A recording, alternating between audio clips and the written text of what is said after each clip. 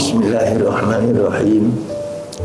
Kitab Thaharah ini pembicaraan tentang kesucian, bersuci. Al-miyahul lati yajuzu fiha tathhir sab'u miyahin. Air yang bisa digunakan untuk bersuci ada 7 macam air. 7 macam itu adalah ma'us sama, wa ma'ul bahari, wa ma'ul nahari, wa ma'ul biri, wa ma'ul aini, wa ma'ul salji, wa ma'ul bardi. 7 macam air yang bisa digunakan bersuci adalah air langit, air hujan. Air hujan itu bisa kita manfaatkan untuk mandi, untuk wudhu, dan untuk mensucikan badan kita yang terkena najis. Yang kedua adalah air laut. Air laut itu walaupun rasanya beda dengan air sumur, agak asin, maka boleh digunakan untuk bersuci. Yang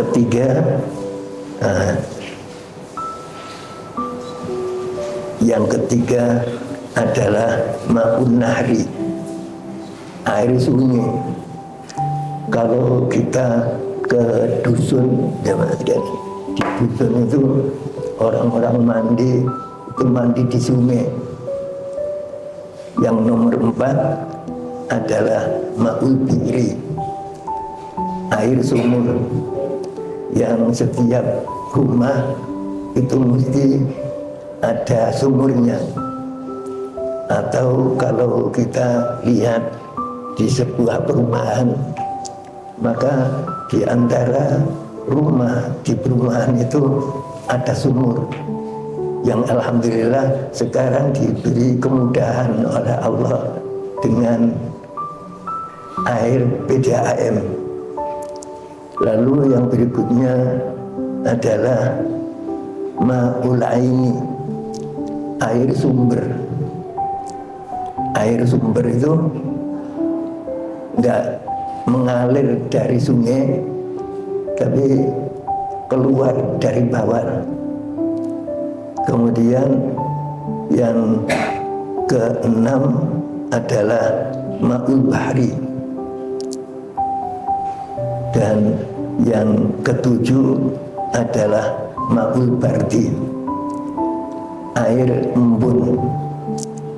Kalau dikumpulkan itu bisa dimanfaatkan sebagai alat thaharah. Alat thaharah itu yang pokok adalah air yang tadi macamnya ada 7. Di samping itu kemudian alat thaharah itu alat untuk bersuci, yaitu debu. Bagi pasien yang membutuhkan, maka dulu saya bikin debu, bukan bikin. Saya berusaha untuk mengambil tanah di kampung saya, Bureng. Cuma yang saya pilih tanah itu yang kemudian tanahnya saya bangun pondok pesantren. Para jamaah rahimakumullah, kemudian air yang 7 macam itu dibagi menjadi 4 macam. Summal miyahu ala arba'atil aqsamin. Air itu terbagi menjadi 4 bagian. Pertama adalah air yang tohirun, mutahhirun, wairu makruhin. Air yang bisa digunakan untuk bersuci dan bagi siapa saja yang memakai air itu nggak ada larangan, walaupun toh larangan kecil, makruh. Lalu yang kedua jamaah sekalian, wa huwal ma'ul mutlaq. Yang kedua, nafsiri dengan mutahhir adalah ma'ul mutlaq. Air mutlak. Air mutlak itu adalah air yang bisa mengkondisikan dirinya, terserah ditaruh pada apa air itu. Kalau dimasukkan di gendong maka namanya air gendong. Kalau dimasukkan di bejana kecil namanya kobokan. Kalau dimasukkan di apa saja maka air itu disebut dengan apa saja yang dia ada di situ.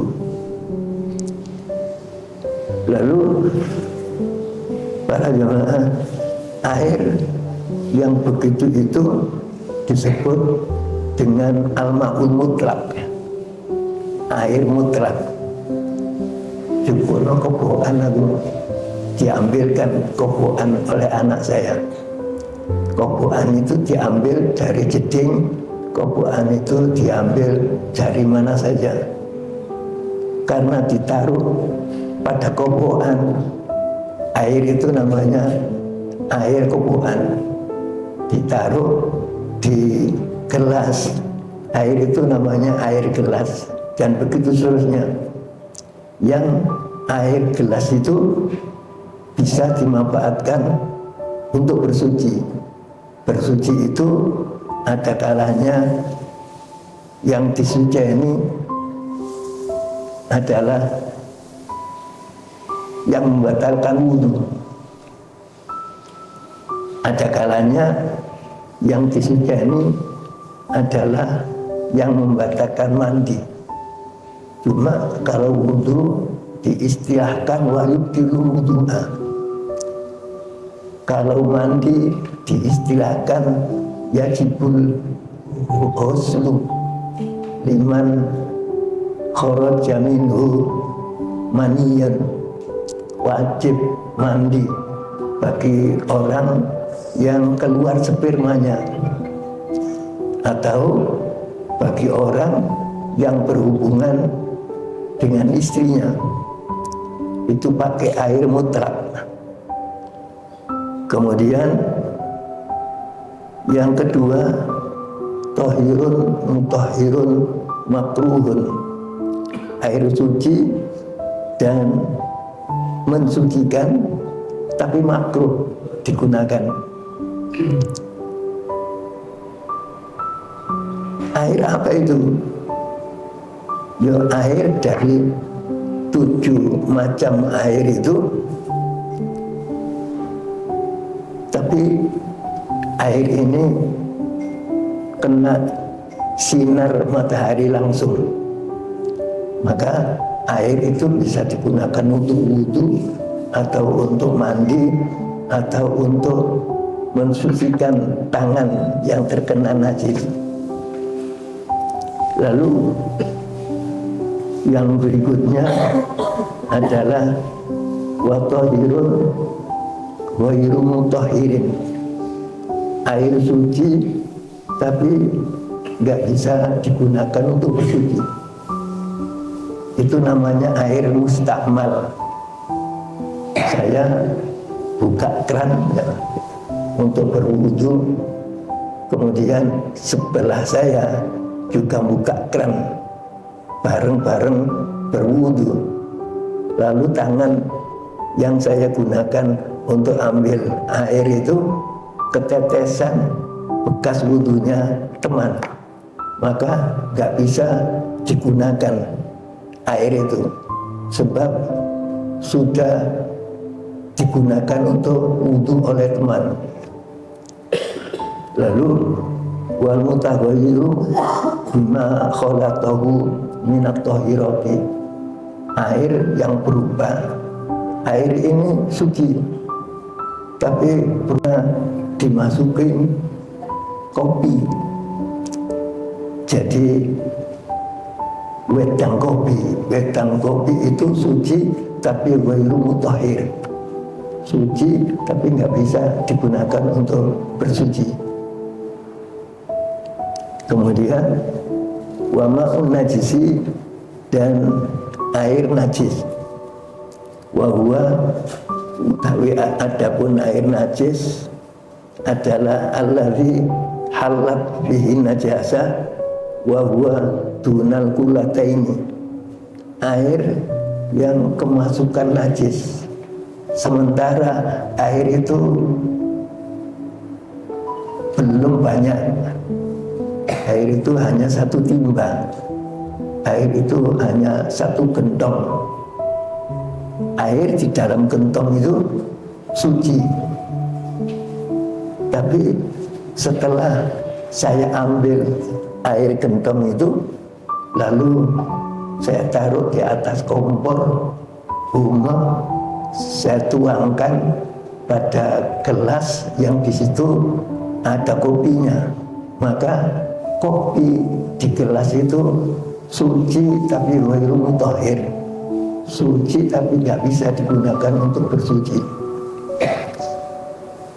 Kemudian au kana kulataini fataghayyaro, atau air itu ditaruh di bejana yang banyaknya 5 kula, yang banyaknya 2 kula. 2 kula kalau ditaker dengan literan, air itu kumpul 200 liter. Itu air suci dan mensucikan. Kemudian jamaah sekalian, ada barang yang najis bisa suci bukan karena dituangin air, tapi karena sama jangan. Sama itu yang nangani adalah tukang kulit.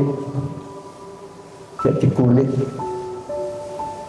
kambing setelah disembelih, kulitnya dilepas dari daging kambing, kemudian kulit itu bisa dimanfaatkan untuk dimakan jadi rambak, untuk tempat air jadi gentong dan seterusnya. Kemudian aukana kulataini fataghayyaro, atau air itu ada 2 kula dimasukkan bejana, diisi air, bejana itu lebar, panjang, dan dalamnya ada 60 cm, maka airnya bisa digunakan untuk bersuci, bisa digunakan untuk wudhu, untuk mandi, atau untuk mensucikan tangan yang terkena najis. Para jamaah rahimakumullah, di samping air ada barang yang najis, yaitu kulitnya kambing. Itu nggak suci, tapi bisa suci karena disama itu dikirim ke pabrik kulit, di sana diproses. Prosesnya bukan dituangin air, prosesnya dengan alat, dengan tidak dituangin air, tapi prosesnya disamak. Yang tahu adalah orang-orang yang bekerja di pabrik kulit zaman. Lalu jamaah sekalian, wajuludul maitati tatuhuru bitibal, kulit bangkai kalau kita nyembelih sapi, kambing, maka kulitnya setelah dilepas, kulitnya itu suci. Kulitnya itu suci. Kalau suci bisa digunakan untuk sajadah, diinjak atau diduduki. Para jamaah rahimakumullah, kalau kulit kambing itu ternyata kambingnya mati nggak disembelih, maka kulitnya najis. Kulit yang najis ini bisa jadi suci dengan timbal, dengan, mohon maaf, IQ saya belum pulih. Sebulan yang lalu saya opname di sini karena kena vertigo. Para jamaah rahimakumullah, kemudian kulit itu bisa jadi suci kalau disamak, kecuali kulitnya babi dan kulitnya kambing yang mati. Kulit kambing yang mati itu bisa jadi suci, jangan, bisa digunakan untuk alas tidur anak-anak kita. Yang ini dulu dilakukan oleh putrinya Rasulullah Sallallahu Alaihi Wasallam. Beliau punya putra dua, Hasan dan Husain. Hasan dan Husain itu dijuluki Sayyid Hasan dan Sayyid Husain. Yang dua priantur unggul ini nurunkan para asbatu Rasulullah Sallallahu Alaihi Wasallam, para cucu-cucu Rasulullah Sallallahu Alaihi Wasallam. Jadi kulit hukumnya suci bukan karena dituangin air, karena disamak, ya, dikirim ke pabrik kulit. Sebagian digunakan untuk tas, untuk dompet dan lain sebagainya. Sebagian digunakan untuk camilan yang kita kenal rambak itu. Cuman mohon maaf, kalau bahan bakunya itu kulitnya babi, maka diapakan saja tetap najis, ya. Diapakan saja itu tetap najis, walaupun toh kering. Ini terjadi pada Sayyidah Fatimah radhiyallahu ta'ala anha ketika didatangi oleh orang tua saat Rasulullah Shallallahu Alaihi Wasallam memberikan tausiah kepada para sahabat. Maka ada orang tua dekati Rasulullah, ngomong di dekat telinganya Rasulullah, ya Rasulullah, saya mohon maaf sudah 3 hari gak makan. Rasulullah minta maaf, ya Masya Allah, mohon maaf saya, itu kewajiban saya. Saya adalah orang yang dicukupi oleh Allah Subhanahu wa Ta'ala. Rasulullah itu orang kaya, ya. Orang terkaya adalah Kanjeng Rasul Sallallahu Alaihi Wasallam. Tapi karena bukan pakai tapi, Rasulullah adalah orang terkaya. Cuman Rasulullah itu kalau punya harta langsung dibagikan kepada masyarakat di sekitar beliau. Itu Rasulullah, sehingga Rasulullah yang kaya raya itu nggak pernah nyimpan duit di rumah, nggak ada duit. Karena Rasulullah Shallallahu Alaihi Wasallam selesai sholat asar,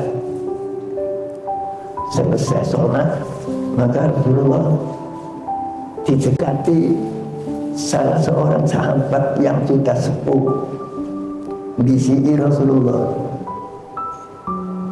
ya Rasulullah, saya sudah 3 hari nggak ada yang saya makan. Rasulullah jawab, kamu keluar dari masjid ini menuju nang rumah saya. Di sana ada putri saya, Sayyidah Fatimah. Orang tua ini, kalau orang Jawa mengatakan pakmis, pengemis. Ke rumah Rasulullah, yang ada di rumah itu adalah Sayyidatina Fatimah radhiyallahu ta'ala anha. Orang itu bilang,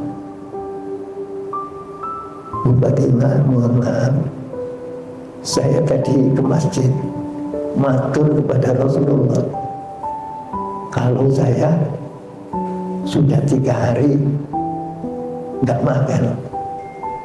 Terus Rasulullah merintah saya nemui panjenengan. Cuman bahasanya bukan bahasa Indonesia, ya.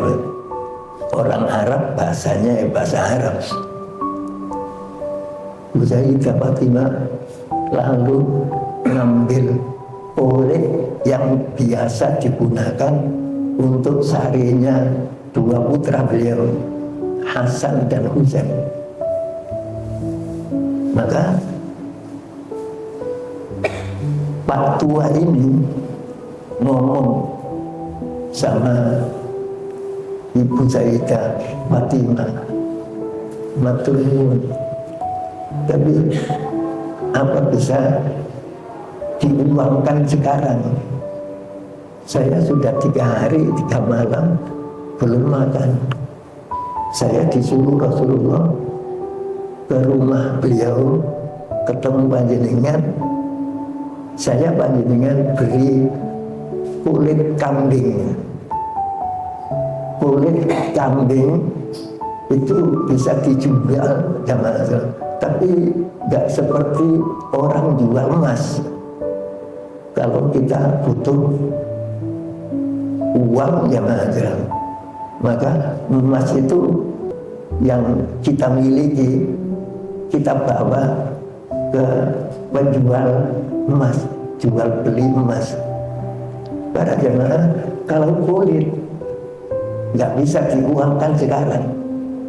Karenanya Pak tua tadi matur kepada Bu Sayyidah Fatimah, apa bisa diuangkan ini? Karena kebetulan saya butuh makan. Kalau saya beli nasi kemudian bayar kulit, nggak akan mau penjual nasi. Maka Sayyidah Fatimah mikir, iya, tak kayak wong tua ini.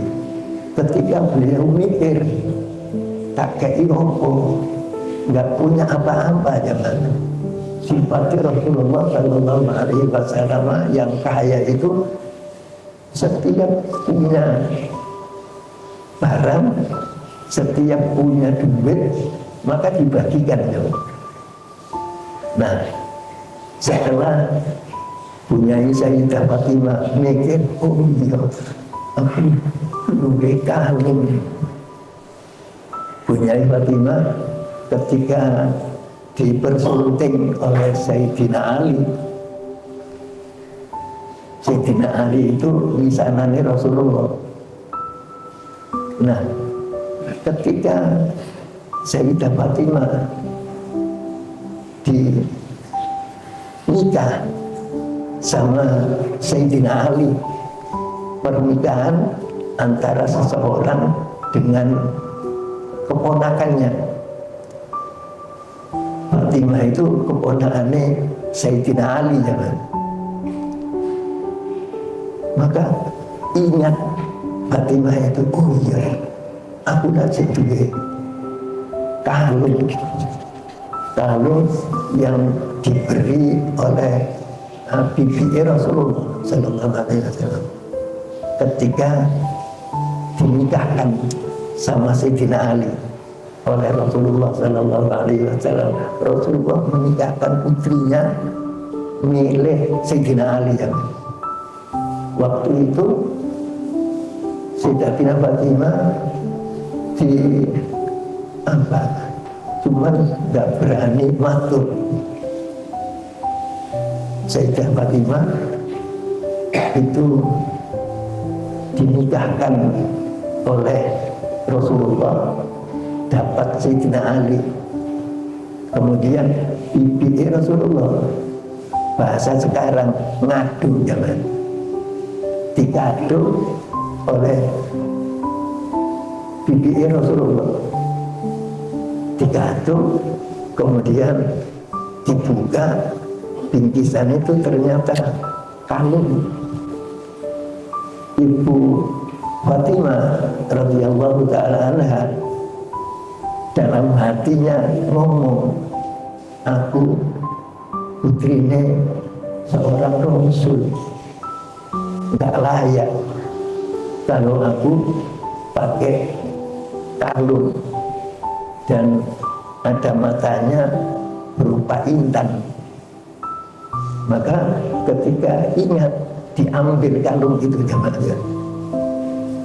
Kalung itu diambil dari lemari yang bagian bawah sendiri, ditutupi beberapa kain ya, diambil oleh Fatimah, Sayyidah Fatimah, dikasihkan Pak Tua tadi. Pak Tua itu matur kepada Rasulullah bahwa dia sudah 3 hari 3 malam belum makan. Rasulullah kultum, bahasa sekarang memberikan kultum, itu gak bawa apa-apa ya. Sebelum masuk masjid, ketika Rasulullah berangkat ke masjid, Rasulullah punya duit, tapi Rasulullah itu gak pernah nyimpen duitnya. Rupanya sama dengan panjenengan ini. Panjenengan itu gak biasa pegang uang. Uang kita kan kita taruh di rekening ya. Uangnya orang dulu gak ditaruh di bank, tapi ditaruh di tempat yang gak perlu mendapatkan prioritas.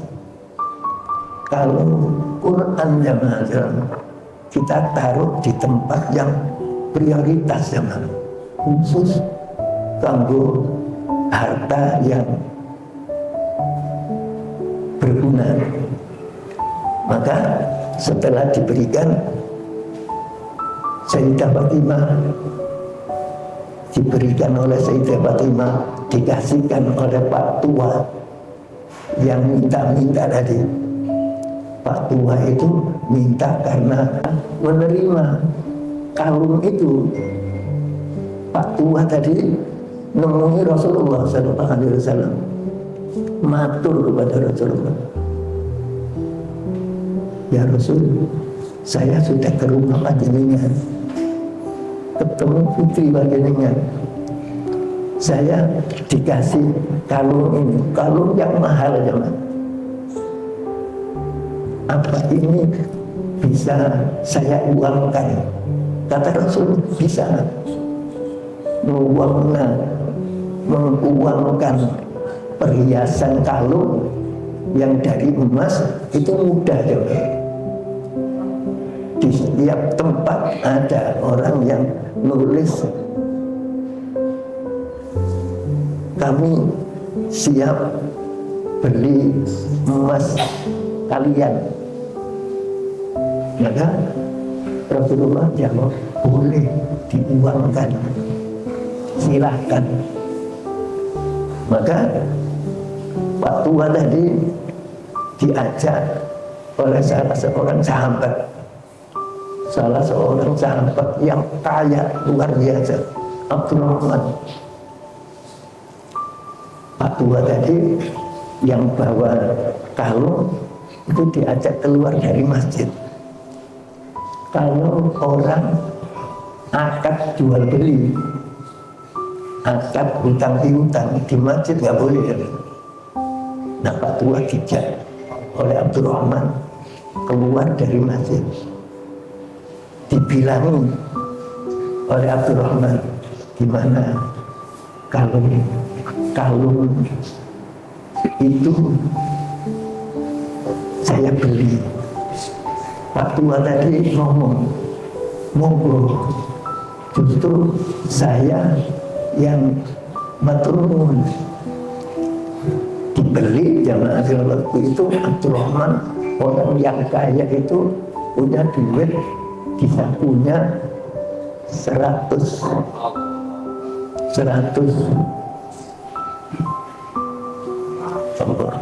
kesehatan itu pentingnya bagus.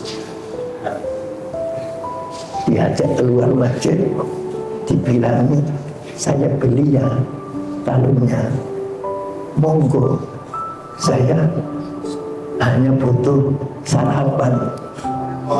Dibeli 100 dinar dan 20 dirham.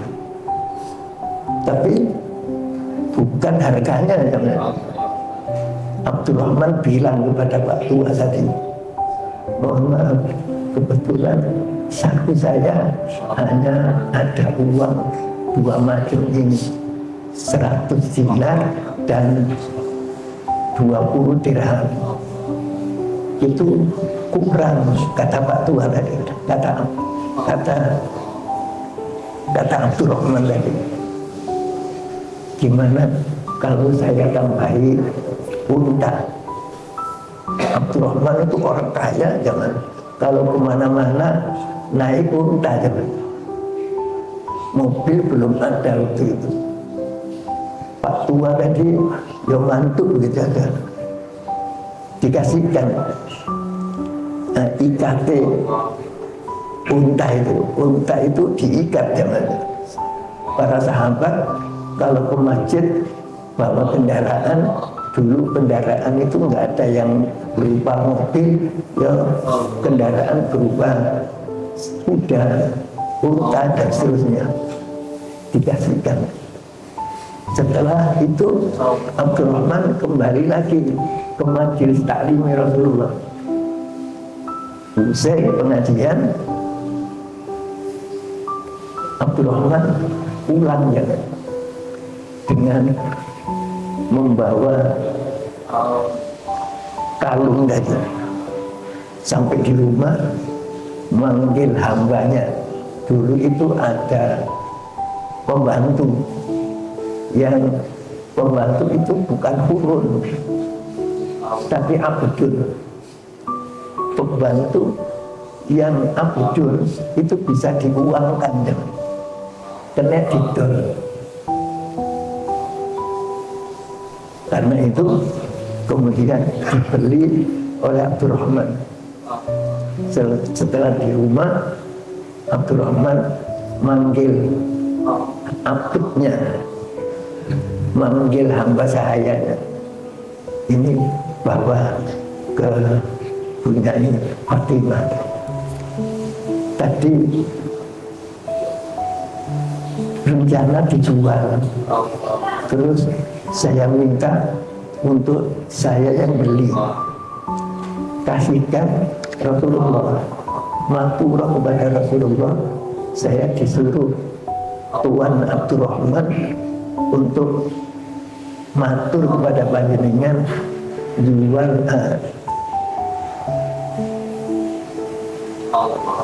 Membalikan kalung panjenengan sama saya oleh Abdurrahman dikasihkan Sayyidah Fatimah, diterima oleh Rasulullah, kemudian dikasihkan oleh Rasulullah kepada Sayyidah Fatimah. Para jamaah, begitu orang dulu jamaah, rohani luar biasa. Padahal ketika Rasulullah akan menikahkan putrinya Fatimah, itu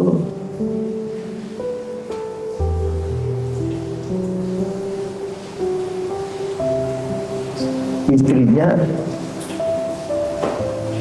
dikasih kalung emas, tapi setelah dibeli oleh Abdurrahman, maka Abdurrahman nyuruh hambanya iki gawon nang Rasulullah,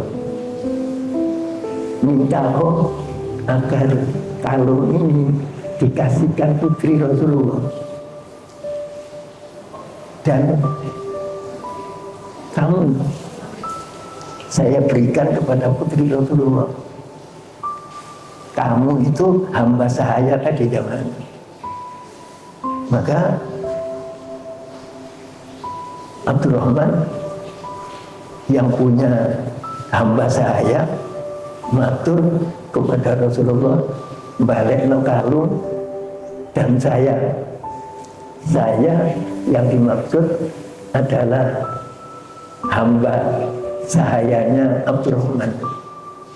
Begitu Rasulullah Shallallahu Alaihi Wasallam mengatakan, khair, hatinya luar biasa jangan.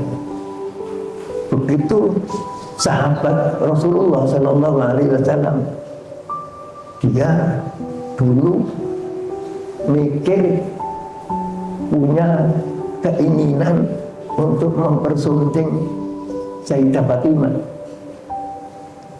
tapi Rasulullah nggak ngasihkan jangan. Rasulullah mikir, nah Fatimah putriku tak oleh no Abdurrahman, engkau cucuku gimana? Cucuku kan nggak punya nasab. Nasab ini penting ya. Para jemaah rahimakumullah, orang tua saya itu menikahkan putranya, itu milih orang, bukan orang sembarangan. Ya itiba kepada kami Rasulullah Shallallahu Alaihi Wasallam, nek Fatimah tak oleh no Abdurrahman, engkau cucuku gimana? Artinya gimana itu, cucuku kan bukan dari kalangan sayyid. Orang yang punya titel sayyid itu harus ekstra hati-hati. Mohon maaf, termasuk famili saya yang masih tinggal di Drosomo, itu kalau ngambil mantu yang senasab, ngambil mantu yang senasab untuk memikirkan bagaimana datangnya cucu. Cucu itu dari umi yang sayyidah dan juga dari abi yang sayyid. Nah, abi yang sayyid yang dimaksudkan adalah Ali karamallahu wajhah, Sayyidina Ali. Nah, waktu itu Sayyidina Ali nggak punya apa-apa, nggak punya apa-apa. Nah, sekali lagi begitu keberadaan keluarga Rasulullah Sallallahu Alaihi Wasallam, kalau punya duit itu dibagikan kepada orang yang membutuhkan. Untuk dia ngalah, jangan. Kita belum pernah zaman ngalah itu jangan. Terus barangku tak tum-tum enggak. Kita kalau akan membagikan uang nunggu wayahe angkat zaman. Kaum muslimin yang kaya itu mendapatkan kewajiban untuk mengeluarkan zakatnya kekayaan. Kalau ada orang punya uang 100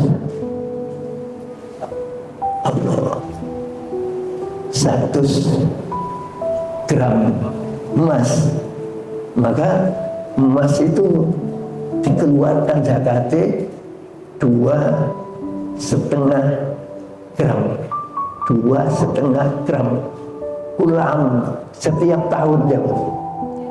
Kita hanya membagikan uang, diberikan kepada orang miskin itu hanya 2,5%. Tapi Rasulullah SAW punya duit itu langsung dibagikan. Nggak berani Rasulullah punya duit sampai bermalam di rumah ya. Punya duit itu langsung dibagikan. Para jamaah rahimakumullah, sekali lagi begitu para sahabat yang jadi mahasiswanya Rasulullah gak kedunyan jangan punya kalung, karena kalung ini beli kepada Fatimah, maka kalung itu dikembalikan kepada Sayyidah Fatimah oleh Rasulullah. Diterima kalung itu dari hamba Abdurrahman. Lalu hamba Abdurrahman itu juga dikasihkan kepada Ibu Fatimah radhiyallahu ta'ala anha. Ibu Fatimah mikir, aku putrane Rasul, gak layak kalau aku pakai kalung.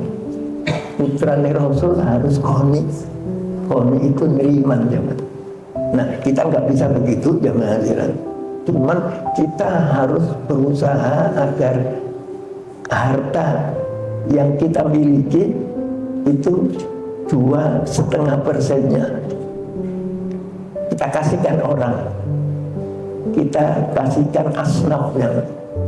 Asnaf itu di dalam surah At-Taubah diterangkan ada 9 asnaf.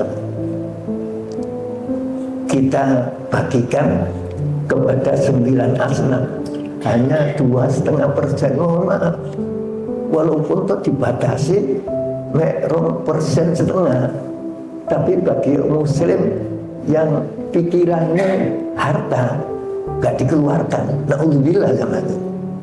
Karena kita perlu ikhtiar agar jadi orang yang sempurna. Oleh Bunyai Sayyidah Fatimah, hamba saya tadi yang diberikan oleh Abdurrahman dikasihkan orang yang luar biasa, keluarga besar Rasulullah SAW yang kita diperintah agar ittiba, agar niru keluarga Rasulullah. Duit-duit dizakati. Zakat itu nggak besar jemaah. Kalau kita punya uang 1 juta, zakatnya hanya 2,5%, 2,5 gram. Nek 1 juta itu berupa emas, nek 1 juta itu berupa rupiah, maka kita keluarkan zakatnya 2,5%, 2,5 gram. Kalau orang itu istiqomah jangan mengeluarkan zakatnya, maka dia nanti kalau mati mesti matinya mati husnul khotimah. Setiap kita mesti punya keinginan, muka-muka aku nek mati husnul khotimah. Setiap muslim itu punya keinginan muka-muka husnul khotimah. Untuk bisa husnul khotimah jangan. Maka kita harus senang kepada orang yang ekonominya lemah. Kalau kita ketemu atau tahu ada seseorang yang masuk asnaf. Asnaf ini diterangkan oleh Allah di dalam surah At-Taubah ayat 60 ya kan. Harus dibagikan. Itu yang dilakukan oleh Rasulullah SAW dan ditindaklanjuti oleh putri beliau. Para jamaah rahimakumullah, kemudian insya Allah nggak selesai sekarang, jamaah, kita lanjutkan pada kesempatan yang akan datang. Saya diberi kesempatan pada Rebu yang ketiga, jamaah. Ustaz-ustaz yang lain juga begitu. Ada hari Rebu yang pertama atau yang ketiga atau yang keempat dan seterusnya. Para jamaah rahimakumullah, kita ngaji sampai di sini, moga-moga ada guna dan manfaatnya bagi kita sekalian. Atas perhatian panjenengan saya sampaikan jazakumullah, dan atas kekurangan saya mohon maaf kepada panjenengan semuanya. Dan kita akhiri dengan bacaan Ummul Quran berikut doa Al-Fatihah.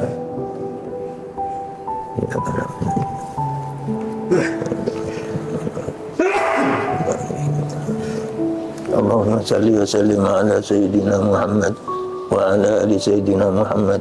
Alhamdulillahi Rabbil Alamin. Allahumma fa'na bima 'allamtana wa 'allimna ma yanfa'una warzuqna ilma. Allahumma rzuqna ilman nafi'a wa amalan mutaqabbala wa rizqan wasi'an halalan thayyiba.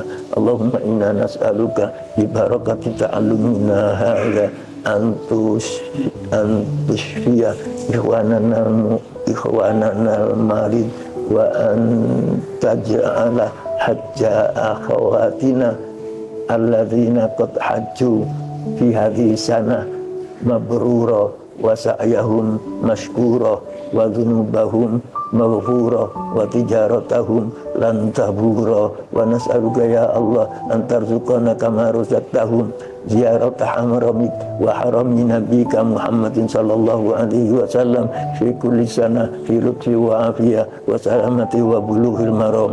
Wa sallallahu ala sayyidina Muhammad wa ala alihi wa sahbihi wa baraka wa sallam. Walhamdulillahi Rabbil Alamin. Wassalamualaikum warahmatullahi wabarakatuh.